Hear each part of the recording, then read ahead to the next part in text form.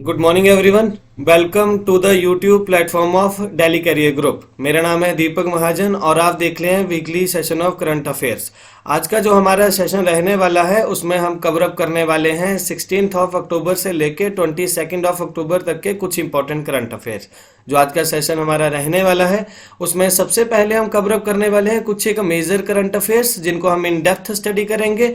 उसके बाद रहने वाले हमारे कुछ एक important one liner current affair और सबसे लास्ट में स्टेट जीके में आज हम कवर अप करेंगे हरियाणा स्टेट के कुछ इंपॉर्टेंट फैक्ट्स को लेके। सो कंटिन्यू करते हैं आज के सेशन को। सबसे पहले दिवाली का त्योहार जोर शोर पे है। आप सबको पता होगा, रिसेंटली आप सबने सुना होगा कि दिल्ली गवर्नमेंट ने क्या किया है, क्रैकर्स के ऊपर बैन लगा दिया है। जो कोई क्रैकर्स खरीदता या फिर यूज करता हुआ पाया गया उनके ऊपर क्या हो सकता है, जेल भी हो सकती है और काफ़ी ज़्यादा उनके ऊपर फाइन भी है। लेकिन अगर आप चंडीगढ़ में रहते हो तो आपके लिए खुशी की बात यह है कि चंडीगढ़ गवर्नमेंट ने अलाउ किया है कि आप क्रैकर्स यूज़ कर सकते हैं। लेकिन कौन से वाले क्रैकर? Only green crackers. केवल आप ग्रीन क्रैकर्स जो है वो ग्रीन क्रैकर्स ही यूज कर सकते हैं। बात करें कि ग्रीन क्रैकर्स कौन से होते हैं, अगर आपको नाम देख के ऐसा लग रहा हो कि ग्रीन क्रैकर्स शायद वो वाले क्रैकर्स होते होंगे जो कि पॉल्यूशन कॉज नहीं करते, तो ऐसा बिल्कुल भी नहीं है। ठीक है, क्योंकि क्रैकर्स जो है वो दोनों के दोनों पॉल्यूशन करते हैं, लेकिन ये जो ग्रीन क्रैकर्स होते हैं वो लेस पॉल्यूशन कॉज करते हैं as comparison to green traditional crackers. कितना? 30% के अराउंड। अब क्रैकर्स की बात करें तो क्रैकर से होता है दो टाइप का पोल्यूशन, एक तो होता है एयर पोल्यूशन और दूसरा होता है हमारा साउंड पोल्यूशन। अब इन दोनों पोल्यूशन को कम करने के लिए ग्रीन क्रैकर्स क्या करते हैं, ये तो एक डस्ट ऑब्जॉर्व करते हैं, दूसरा कुछ एक हजार्डियस एलिमेंट होते हैं जैसे बेरियम नाइट्रेट वगैरह हो गए, इनको वो एनवायरमेंट में रिलीज नहीं करते। तीन टाइप की कैटेगरी होती हैं ग्रीन क्रैकर्स की, एक है हमारी श्वास, एक सफल एंड स्टार। डिटेल में बात करें कि ये दोनों कौन से हैं, सबसे पहले बात करें तो इनको जो बनाया गया है वो बनाया है CSIR ने, that is council of scientific and industrial research. बात करें श्वास क्या है, श्वास that is safe water leisure. ये जो ग्रीन क्रैकर है ये स्मॉल वाटर पॉकेट या ड्रॉपलेट है जो स्टोर करता है अंदर, और जैसे ये क्रैकर जो है वो वर्स्ट होते हैं तो उसके बाद ये एनवायरनमेंट में वाटर वेपर रिलीज करता है instead of harmful gases in the atmosphere. दूसरा है star, a safe thermite cracker. अब यहाँ पर हम देखेंगे कि ये जो स्टार है ये सल्फर एमिट नहीं करता, जो कि मेन कंपोजिशन होती है ट्रेडिशनल क्रैकर्स की, और पोटेशियम नाइट्रेट भी नहीं करता। इसकी वजह से क्या होता है कि एयर पॉल्यूशन तो इसका कम ही होगा, लेकिन साथ में साउंड पॉल्यूशन भी ये कम करता है। ठीक है, इसकी लेस इंटेंसिटी होती है साउंड की, इसलिए साउंड पॉल्यूशन भी काफ़ी हद तक कम करने की कोशिश करता है ये। तीसरी बात करें सफल की, अ सेफ मिनिमल एल्यूमिनियम। इसमें एल्यूमिनियम की जो कंपोजिशन है वो बहुत ज़्यादा कम रहती है और एल्यूमिनियम के बजाय क्या यूज़ होता है, मैग्नीशियम। अब इसी की वजह से ये भी सेम इंश्योर करता है कि साउंड जो है वो ट्रेडिशनल क्रैकर के मुकाबले थोड़ी सी साउंड जो है वो कम है। ठीक है, नेक्स्ट यहाँ पर पूरा डिटेल में दिया हुआ है कि ग्रीन क्रैकर्स क्या होते हैं, जो हमने पहले पीछे डिस्कस किया उसको एक बार आप यहाँ भी देख सकते हो। PDF इसकी आपको डिस्क्रिप्शन बॉक्स में मिल जाएगी। नेक्स्ट G20 की मीटिंग होती है। G20 जो है वो है group of 20 main countries, that is 19 countries हैं और यूरोपियन यूनियन है। तो खुशी की बात यह है कि 2023 में इसकी जो प्रेसिडेंटशिप है वो किसके पास आने वाली है, वो इंडिया के पास है। ठीक है, तो फाइनेंस मिनिस्टर ने अपने ने क्या कहा, India would be taking over the group of 20 presidency at a time when there are so many challenges. जब पूरे वर्ल्ड की इकोनॉमी स्लो डाउन चली है डाउन, लास्ट वीक के करंट अफेयर्स में मैंने कवर अप भी करवाया था कि IMF की रिपोर्ट के अकॉर्डिंग हमारी जो ग्लोबल इकोनॉमी है वो नेक्स्ट ईयर कंट्रैक्ट होने वाली है 1/3 से। तो जब पूरी ग्लोबल इकोनॉमी में इतने चैलेंजेस चले हैं उस वाले टाइम पीरियड पर हमें ये प्रेसिडेंसी मिल रही है। एक टाइप के ये भी बोल सकते हैं कि एक चैलेंज है हमारे लिए या फिर एक मौका भी है पूरे ग्लोबल लेवल पे अपना नाम कमाने का। ठीक है, G20 the G20 is an informal group of 19 countries and the European union with representative of international monetary fund and world bank. IMF के जितने मेंबर हैं और वर्ल्ड बैंक के जितने मेंबर हैं उनमें से कुछ मेंबर्स का ग्रुप G20 बोला जाता है। इंटरनेशनल इकोनॉमिक फोरम की एक टाइप है ये। बाकी ये बात करें तो G20 प्रेसिडेंसी हर साल जो है वो रोटेट करती रहती है। 2022 की बात करें तो 2022 में ये जो प्रेसिडेंसी थी ये थी इंडोनेशिया के पास, और 2023 की ऑलरेडी इंडिया के पास है। 2024 की ये जाने वाली है किसके पास, ये जाने वाली है ब्राज़ील के पास। For the selection of presidency, 19 countries are divided into 5 groups, each having no more than 5 countries. 5 group में डिवाइडेड है, जिसमें से 4 से ज़्यादा किसी के पास कंट्री नहीं है। हर साल हर एक ग्रुप में प्रेसिडेंसी रोटेट होती है, और हर एक ग्रुप में से किसको, ये कंट्री को हर साल प्रेसिडेंट इलेक्ट किया जाएगा। इंडिया जो है वो ग्रुप 2 में है, जिसके साथ कौन कौन सी है, रशिया, साउथ अफ्रीका एंड तुर्की, ये हमारे साथ कंट्रीज है। बाकी बात करें G20 के हेडक्वार्टर का, तो कोई परमानेंट हेडक्वार्टर या सेक्रेटेरिएट नहीं है इसका, ठीक है। इसके जैसे अभी इंडिया के पास प्रेसिडेंसी पाई है, तो इस साल का जो हेडक्वार्टर रहेगा वो इंडिया ही रहेगा मेन सारी चीज़ों का। बात करें मेंबर्स की, तो 3 टाइप के ग्रुप्स हैं हमारे पास। सबसे पहले है G7 कंट्रीज। G7 कंट्रीज को याद करना हो तो एक शॉर्ट ट्रिक भी है, गैब्रिफ सूजी।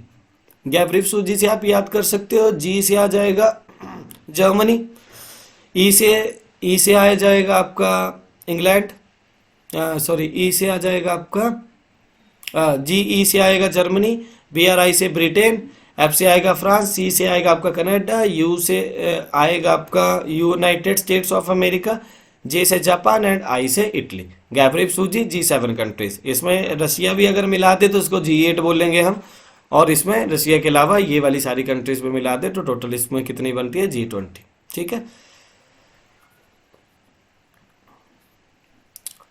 Iranian made kamikaze drone were deployed by Russia in the capital city of Ukraine। अगर आप यूक्रेन रशिया वॉर फॉलो कर रहे हो तो आपने सुना होगा कि रिसेंटली रशिया ने काफ़ी मिसाइल्स और काफ़ी जो ड्रोन्स है उससे हमला किया वहाँ की जो कैपिटल है वहाँ पर। बात करें तो रिसेंटली ये वाले जो ड्रोन थे वो बहुत ज़्यादा न्यूज़ में थे। ये ड्रोन के न्यूज़ में होने के पीछे की वजह ये थी कि इनका जो काम था ड्रोन्स का वो यूनिक था। कुछ एक ड्रोन जैसे भी काम कर रहे थे, कुछ एक मिसाइल्स जैसे भी काम कर रहे थे। अगर बात करें एक ट्रेडिशनल ड्रोन की, तो ट्रेडिशनल ड्रोन कैसा होता है, उसको रिमोट कंट्रोल से उड़ता है वो, उसके बाद पिक्चर्स क्लिक करता है और वो साथ में वीडियोग्राफी वगैरह करेगा नॉर्मल। तो यहाँ पर आप फोटो देख सकते हो, ये है वो कामिकाज़े ड्रोन। अब ये जो कामिकाज़े ड्रोन है, ये जो ट्रेडिशनल ड्रोन है उनसे थोड़ा सा अलग है। देखने में एक एयरप्लेन की तरह लग रहा है, लेकिन क्या है, इस वाले में कोई पर्सन इसको कंट्रोल नहीं करता, रिमोटली कंट्रोल्ड है ये, इसलिए इसको ड्रोन बोलेंगे। बात करेंगे कामिकाज़े ड्रोन होते क्या है। These drones are containing explosive that can be flown directly at the target, such as tank or a group of troops that are destroyed when explode। Mainly क्या है, ये डायरेक्टली वहां पर एक्सप्लोड हो जाते हैं, मतलब कि अपने यहाँ से मिसाइल्स नहीं फेंकेंगे, डायरेक्टली वहां पर जाके खुद वहां पर स्ट्राइक डाउन करेंगे और खुद भी डिस्ट्रॉय हो जाएंगे और साथ में जो टारगेट होगा वो भी डिस्ट्रॉय हो जाएगा।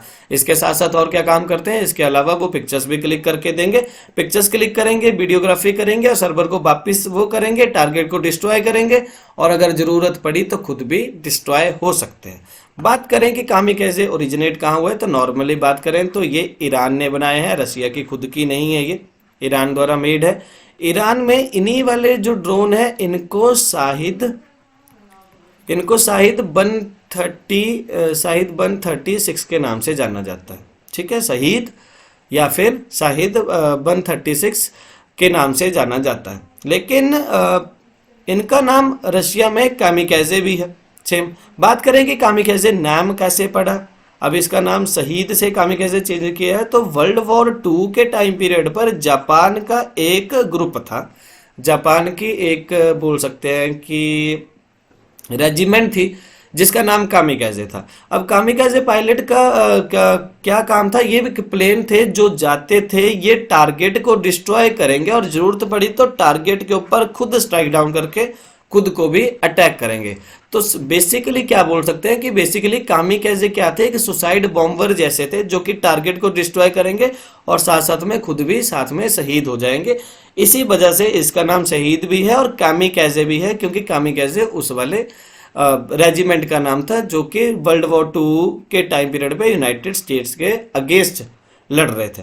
ठीक है, सुसाइड बॉम्बर टाइप भी है। तो सेम हमारा ये जो कामिकाज़े ड्रोन है, इसका काम भी मैंने आपको समझाया था, सेम है, जाएगा अपना काम करेगा और जैसे ही काम कंप्लीट होगा वैसे ही टारगेट के ऊपर क्रैश करके खुद को भी खत्म कर सकता है। These pilots conducted suicide attack by intentionally crashing their planes filled with explosive into enemy target.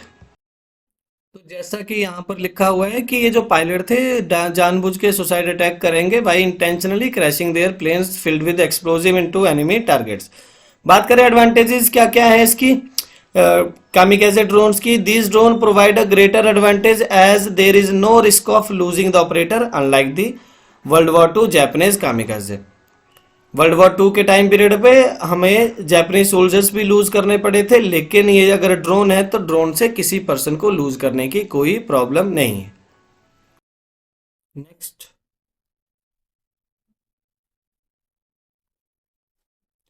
प्रधानमंत्री श्री नरेंद्र मोदी लॉन्च्ड प्रधानमंत्री भारतीय Jan Urvarak Pariyojana, also known as one nation one fertilizer, during 2 day event PM Kisan Samman सम्मेलन 2022। रिसेंटली के पीएम किसान सम्मान सम्मेलन आयोजित हुआ आईसीआर न्यू दिल्ली में।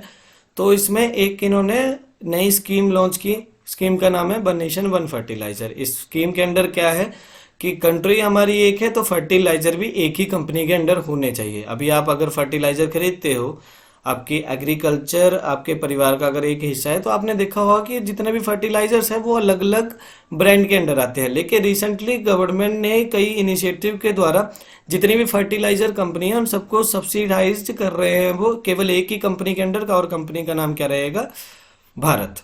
With the launch of this scheme, India will have a common bag design across the country like Bharat Urea, Bharat DAP, Bharat MOP, Bharat NPK and so on। यहाँ पर आप bag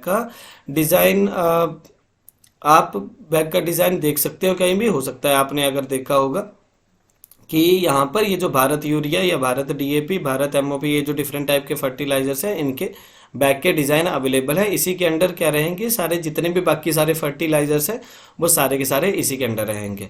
अब इसके पीछे की वजह क्या थी, तो वजह ये है कि fertilizer of a particular category must meet the nutrient content specification of the fertilizer control order.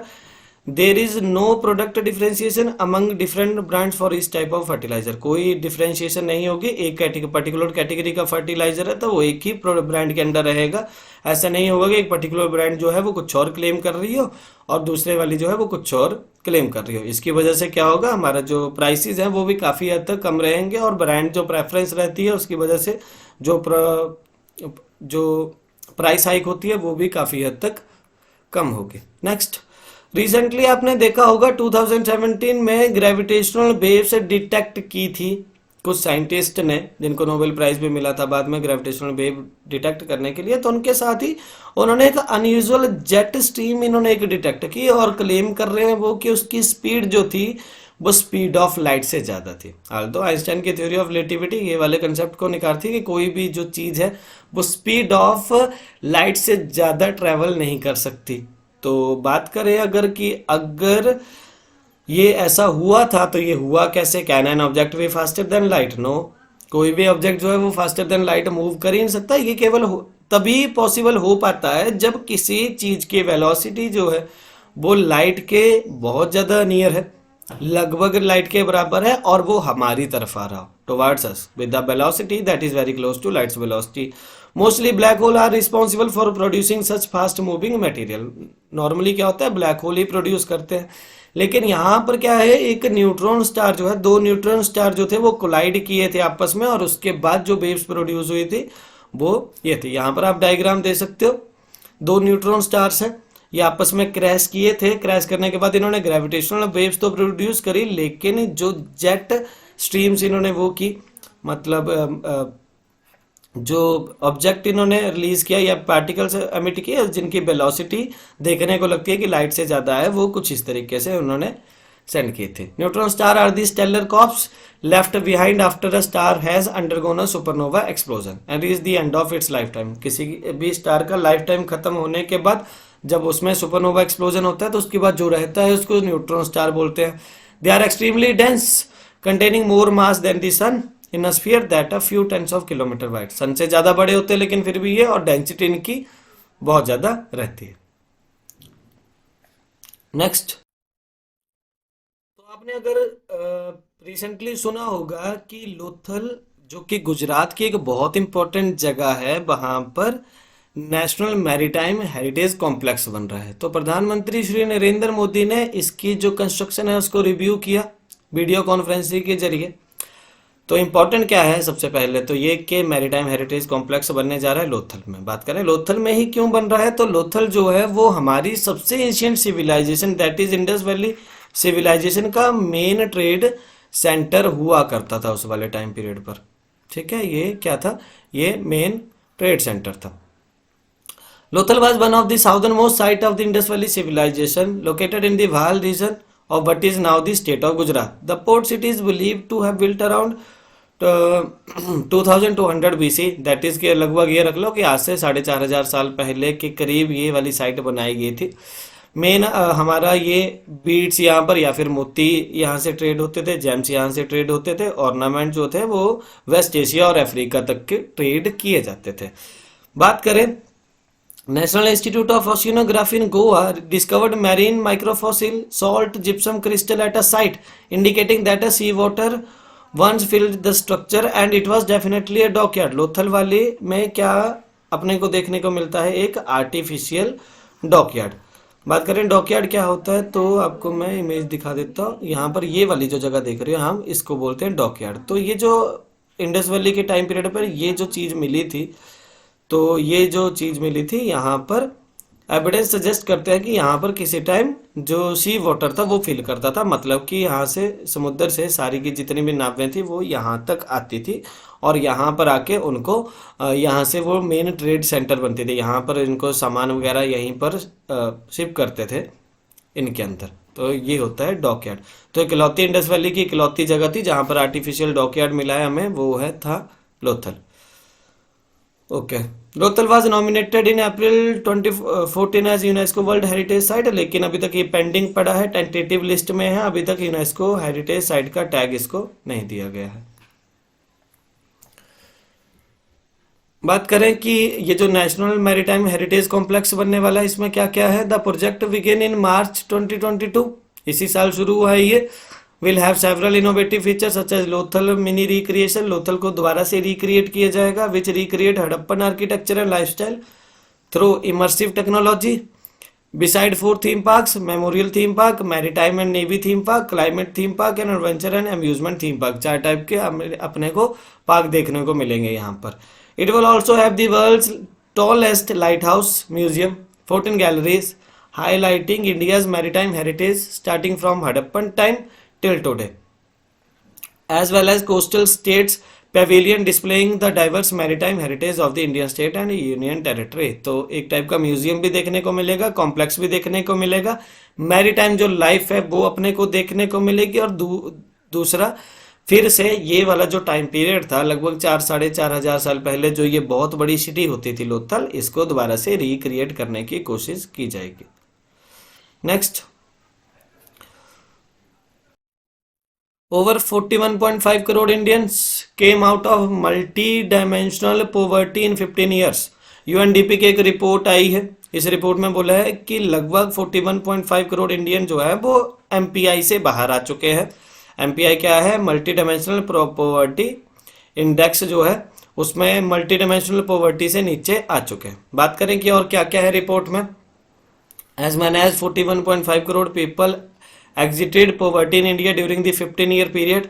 15 साल के गैप में, केवल 15 साल, केवल एक साल की बात नहीं हो रही, ये बात हो रही है 2005-06 से लेके 2019-21 तक। तो इसमें 2/3 exited in the first 10 year and 1/3 in the next 5 year according to the global multi dimensional poverty index. India has by far the largest number of poor people worldwide at 22.8 crore followed by Nigeria. लेकिन अभी बात करें इतना कम होने के बाद अभी भी वर्ल्ड में हम पहले नंबर पर हैं, सबसे ज़्यादा पुअर पीपल हमारे पास है, उसके बाद नाइजीरिया में। ठीक है, और क्या क्या है इस वाली रिपोर्ट में। 2/3 of these people in the household in which at least one person is deprived in nutrition, ठीक है। There were also 9.7 crore poor people in India in 2019 to 21। 9.7 crore तो हमारे पास बच्चे ही है। Report produced by UNDP and Oxford poverty and human development initiative shows that the incident of poverty fell from 55.1% in 2005 to 6 to 16.4% इन 2019-21। 51.1% से 16.4% तक हमारी जो पॉवर्टी इंडेक्स है वो कम हो चुका है। अभी भी बात करें तो बिहार कंटिन्यूसली पूरे स्टेट है, और लेकिन फिर भी इसने फास्टेस्ट रिडक्शन इन एमपीआई देखा है एब्सोल्यूट टर्म्स में। दूसरी बात करें, यहाँ के जो पॉवर्टी इंडेक्स था वो पहले 77.4% था, अभी कितना रह चुका है यहाँ पर 34.7%। बाकी ये कि इंडिया ने जो एमपीआई में इम्प्रूव करा है उसकी वजह से क्या हो रहा है, हमारा साउथ ईस्ट एशिया में, सॉरी यहाँ पर साउथ एशिया में हमारा रैंक जो है वो काफ़ी हद तक इम्प्रूव हुआ है, ठीक है। अब बात करें कि साउथ ईस्ट एशिया में कितना है, तो हमारे साउथ ईस्ट एशिया में 38.5 करोड़ पुअर पीपल है कंपेयर टू दी सब सहारन अफ्रीका। सब सहारन अफ्रीका में 57.9 करोड़ है। तो सबसे पहले हम क्या होते थे, एशिया जो होता है वो पूरेस्ट स्टेट में आता था, साउथ एशिया। लेकिन अभी जो सब सहारन अफ्रीका है वो हमारा वो रीजनल एरिया है जिसको जो कि पूर है सबसे ज़्यादा।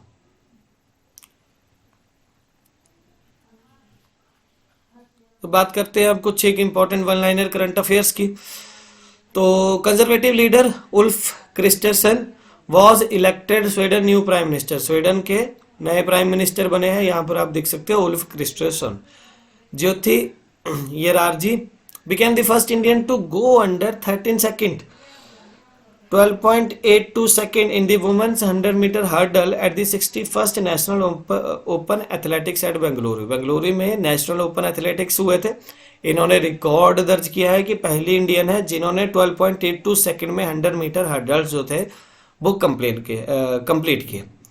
इसरो ने एक नई सैटेलाइट लॉन्च की है और प्योरली डेडिकेट की है एग्रीकल्चर सेक्टर को।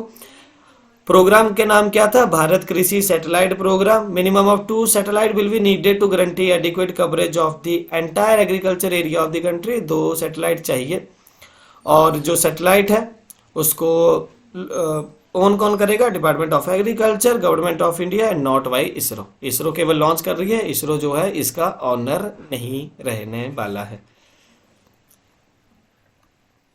Next, Sri Lankan author Shehan Karunatilaka won the 2022 Booker Prize for second novel, seven moons of Maali Almeida. Seven moon of Maali Almeida ये इन्होंने नोवेल लिखा था, इसके ऊपर इनको बुकर प्राइज मिला है। बात करें अगर बुकर प्राइज की, तो बुकर प्राइज क्या है, लिटरेरी में पूरे वर्ल्ड में सबसे ज़्यादा जो प्रेस्टिजियस अवार्ड है वो है। इसको बोल सकते हैं कि नोबेल प्राइज, क्या बोलते हैं, लिटरेरी सोर्सेज का नोबेल प्राइज है ये। Prime minister Narendra Modi dedicated 75 digital banking unit to the nation. Digital banking unit इन्होंने नेशन को डेडिकेट की है, रिसेंटली इनॉग्रेट की है। रिसेंटली एक और दिवाली से पिछले दिन आपने देखा होगा कि इंडिया जो है वो पाकिस्तान से बहुत अच्छे तरीके से जीता। वैसे ही हमारी जो इंडियन वुमेन टीम थी उन्होंने श्रीलंका को बीट करके एशिया कप जो ट्रॉफी थी वो 7th बार अपने नाम की है। India won the women's Asia cup 2022 after defeating Sri Lanka in final by 8 wickets. In final at कहाँ हुआ था ये, Sylhet international cricket stadium Bangladesh. It is the India 7th title in the 8th edition. India का 7th टाइटल है ये, 8 addition हो चुके हैं, उसमें से 7 बार इंडिया जीतता है इसमें। Union minister Hardeep Singh Puri dedicates एशिया's largest compressed biogas plant CBG to the people of Punjab. The plant set up in 20 acres has been commissioned in Lehargaga in Punjab Sangrur with the FDI of 220 crore rupees by Burbio AG, one of the Germany leading bioenergy company। Bioenergy company है बर्बियो एजी, इन्होंने sponsor किया है ये FDI के through. इन्होंने 220 crore rupees इन्होंने दिए हैं। एशिया का लार्जेस्ट बायोगैस प्लांट बन रहा है renewable source of energy Punjab में। नेचुरल गैस है, ये नेचुरल गैस नहीं बोल सकते, इसको बोल सकते हैं कि मैन मेड गैस है, और पोल्यूशन भी काफ़ी हद तक कम होता है इसमें। The plant present production of 6 ton per day, एक दिन का 6 टन गैस प्रोड्यूस करेगा ये। Shankara Subramanian K has been designated as the principal scientist of the Aditya L1 mission. अगर आपने इसरो का आदित्य L1 मिशन सुना होगा तो आपको पता होगा कि ये क्या है, ये सन के चारों तरफ या फिर सन के ऊपर रिसर्च करने का एक इंडिया का पहला ऐसा मिशन है, और इसके जो चीफ साइंटिस्ट रहेंगे या प्रिंसिपल साइंटिस्ट रहेंगे उनका नाम है शंकरा सुब्रमण्यम के। बात करें कि ये मिशन क्या है, तो इस मिशन का काम क्या है कि सन के अराउंड जो हेलो ऑर्बिट बनती है उसके चारों अराउंड ये घूमेगा of the sun earth system, और ये वहाँ पर जाके ऑब्जर्व करेगा सन के बारे में, सन के ऊपर जो भी चीज़ें हैं उसको और ज़्यादा नज़दीक से जानने की कोशिश करेगा। इसको PSLV एक्सेल से लॉन्च किया गया था 7 पेलोड्स के साथ। पेलोड्स यानी इंस्ट्रूमेंट्स। बात करें अब कुछ इंपॉर्टेंट पॉइंट्स हरियाणा के बारे में। स्टेट जीके में आज हरियाणा कवर अप करेंगे। कैपिटल है इसकी चंडीगढ़, कंबाइंड कैपिटल है ये हरियाणा और पंजाब की। डेट ऑफ फॉर्मेशन क्या थी, 1 नवंबर 1966। पंजाब से बाइफरकेट हुआ था 1966 में। एक्चुअली पंजाब में उस वक्त अकाली दल जो थे वो मांग कर रहा था कि पंजाबी स्पीकिंग पीपल को हिंदी स्पीकिंग वाले लोगों से अलग किया जाए। फिर फाइनली जाके क्या किया गया, ये बाइफरकेट हुआ ऑन द लिंग्विस्टिक बेसिस, और 1 नवंबर 1966 को जो हरियाणा है वो पंजाब से अलग हो गया। ठीक है। स्टेट बाउंड्री कहाँ कहाँ से लगती है इसकी, तो हरियाणा की पंजाब के साथ लगती है, हिमाचल प्रदेश, उत्तराखंड, उत्तर प्रदेश, दिल्ली और राजस्थान, इन सब स्टेट के साथ इसकी बाउंड्री लगती है। स्टेट एनिमल क्या है, ब्लैक बग, काला हिरन। स्टेट वर्ड क्या है, ब्लैक फ्रैंकोलिन, काला तितर। स्टेट ट्री है पीपल, एंड स्टेट फ्लावर है लोटस यानी कमल। जियोग्राफिकल डिवीजन की बात करें तो हरियाणा जो है वो पूरा का पूरा प्लेन है, लेकिन इसके नॉर्थ ईस्ट में शिवालिक हिल्स है या फिर शिवालिक माउंटेन्स है, अरावली माउंटेन्स है इसके साउदर्न में, साउदर्न एरिया में यमुना घाघर बेसिन है कुछ एक इसके पोर्शन में, और सेमी एरिड सैंडी प्लेट्यू है साउथ वेस्ट वाली साइड को। ये हरियाणा की जियोग्राफिकल लोकेशन थी। रिवर्स की बात करें कौन कौन सी इंपॉर्टेंट रिवर है, यमुना है, सरस्वती है, घाघर, मारकंडा, तांगरी एंड चौतांग, ये कुछ इंपॉर्टेंट रिवर है वहाँ की। क्लाइमेट की बात करें तो 2 टाइप के मेनली क्लाइमेट होते हैं, ocean type and Continental character. तो ये मेनली चारों तरफ से लैंड से घिरा हुआ है, इसलिए कंटिनेंटल करेक्टर है इसका। समर के टाइम बहुत ज़्यादा गर्म हो जाता है और विंटर के टाइम माइल्ड सी ठंड रहती है यहाँ पर। प्लीजेंट मंथ होता है इसका सबसे ज़्यादा स्प्रिंग का महीना, जो मार्च या अप्रैल वाला टाइम पीरियड होता है। हिल स्टेशन की बात करें तो मोरनी हिल्स, पंचकुला। अगर चंडीगढ़ में रहते होंगे तो आपने इसके बारे में कभी ना कभी जरूर सुना होगा। लेक्स, बडकाल, ब्रह्मा सरोवर, करना लेक, सन्निहित सरोवर एंड तेलियार लेक, ये कुछ इंपॉर्टेंट लेक्स है वहाँ के। नंबर ऑफ डिस्ट्रिक्ट की बात करें तो 22 डिस्ट्रिक्ट है। लेजिस्लेचर है यूनिकैमरल, मतलब एक ही हाउस है यहाँ पर, लेजिस्लेटिव असेंबली है। लैंग्वेज यहाँ पर बोली जाती है हरियाणवी। मेजर क्रॉप्स कौन कौन सी है, वीट है, राइस है, शुगर केन, कॉटन, बाजरा, मेज एंड ऑयल सीड्स, ये कुछ इंपॉर्टेंट यहाँ के वो क्रॉप्स है। नेशनल पार्क की बात करें तो सुल्तानपुर नेशनल पार्क और कालेश्वर नेशनल पार्क काफ़ी फेमस है यहाँ के। वाइल्ड लाइफ सेंचुरीज की बात करें तो Abubshahar wildlife sanctuary, Bhindawas, Bir Shikargah, Chhilchhila, Kaleshwar, Khaparwas, Morni hills and Nahar wildlife sanctuary, ये कुछ एक वाइल्ड लाइफ सेंचुरीज है हरियाणा की। नेक्स्ट फेमस पर्सनालिटीज की बात करें तो परिणीति चोपड़ा, जूही चावला, ओमपुरी, सोनू निगम, बाबा रामदेव, ओपी जिंदल, अरविंद केजरीवाल, पीयूष गोयल, साइना नेहवाल, योगेश्वर दत्त, ये जो इंपॉर्टेंट नाम है आपने सुने होंगे कभी ना कभी, जानते भी होंगे इनको। ये सारे के सारे हरियाणा को बिलोंग करते हैं। फेयर्स एंड फेस्टिवल्स की बात करें तो सूरज कुंड इंटरनेशनल क्राफ्ट मेला, मैंगो मेला, कुरुक्षेत्र महोत्सव, द पिंजौर हेरिटेज फेस्टिवल, ये कुछ एक इंपॉर्टेंट यहाँ के फेस्टिवल है। डांसेस की बात करें तो फाग, धमाल, रतवाई, इंडस्ट्रीज, मानेसर ऑटोमोबाइल्स, पानीपत में है फर्टिलाइजर प्लांट, ऑयल रिफाइनरी है, फरीदाबाद में ब्रास मेटल वेयर इंडस्ट्री है, यमुनानगर में है पेपर मिल। पावर प्लांट कौन कौन से हैं? Rajiv Gandhi thermal power station, Faridabad thermal power station, Gorakhpur atomic power station, Panipat thermal power station, Indira Gandhi super thermal power station, Deenbandhu Chhoturam thermal power plant. ये कुछ एक इंपॉर्टेंट वहाँ के पावर प्लांट है। अब लास्ट में आप यहाँ पर हरियाणा का मैप देख सकते हो। यहाँ पर इसकी बाउंड्री लगती है पंजाब के साथ, यहाँ लगती है राजस्थान के साथ हरियाणा की बाउंड्री। यहाँ पर आपके उत्तराखंड के साथ, यहाँ पर आप देखोगे ये आपका क्या है, ये आपका है चंडीगढ़, ठीक है। नीचे यहाँ साउथ वाली साइड देखोगे तो यहाँ पर क्या है, यहाँ पर दिल्ली है, ठीक है। और इस वाली साइड पर क्या है, उत्तर प्रदेश, फरीदाबाद के आगे उत्तर प्रदेश की बाउंड्री शुरू हो जाती है। तो ये जियोग्राफी, यहाँ पर आप डिस्ट्रिक्ट के साथ देख सकते हो, ये सारा का सारा मैप है। और that's all for the today, ये आज का सेशन था। अगर आपको इसकी पीडीएफ चाहिए होगी तो आपको डिस्क्रिप्शन बॉक्स में एक लिंक मिलेगी, आप लिंक के ऊपर क्लिक करके इसकी वीडियो जो है वो वहाँ से अवेल कर सकते हो। Thank you so much, see you next week, bye bye.